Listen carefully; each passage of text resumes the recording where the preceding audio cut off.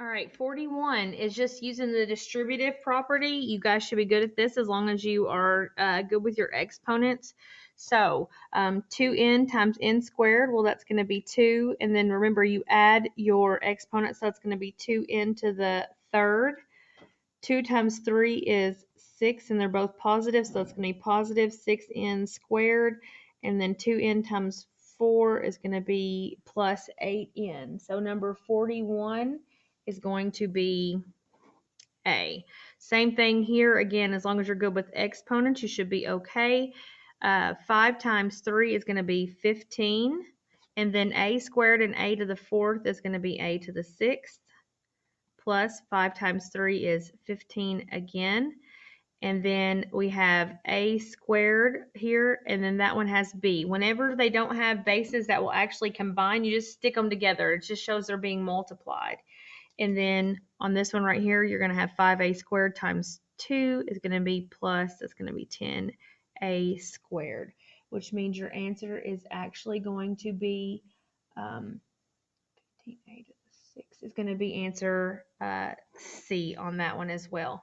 You're using the FOIL property on 43 and 44. So again, it's just first, so it's FOIL, first, outer, inner, and last. So you're going to have 3x times 3x is going to be 9x squared.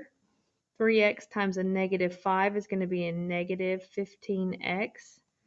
A negative 7 times a positive 3 is going to be negative 21x. And then a negative 7 and a negative 5 are going to be plus 35. Remember, these two middle terms always combine. So you're going to have a negative 36x with these. Just carrying the other stuff down.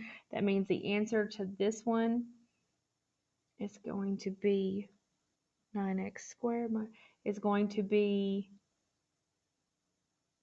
minus 9x squared minus 36x plus 35. So the answer is going to be D, 9x squared. Yeah, sorry. The options all look the same. So make sure if you see any of those, you double check yourself. Okay, same thing we're going to do on this one. We're going to have 3x times 2x is going to be 6x squared. 3x times a negative 6 is going to be negative 18x. And 4 times 2x is going to be plus 8x. And a positive 4 and a negative 6 is going to be minus 24. Combine those terms, and that means you've got 6x squared minus 10x minus 24. And that one is going to be 6x squared minus 10x minus 24. That answer is going to be B. Now, don't let this one throw you off. You have to write that out, like on number 45, you have to write that out as 2x minus 6 times 2x minus 6 to solve that. Make sure you write it out like that, and then you do the same thing. It's going to be 4x squared minus 12x minus 12x plus 36. Combine those middle terms, which means I'm going to have 4x squared minus 24x plus 36.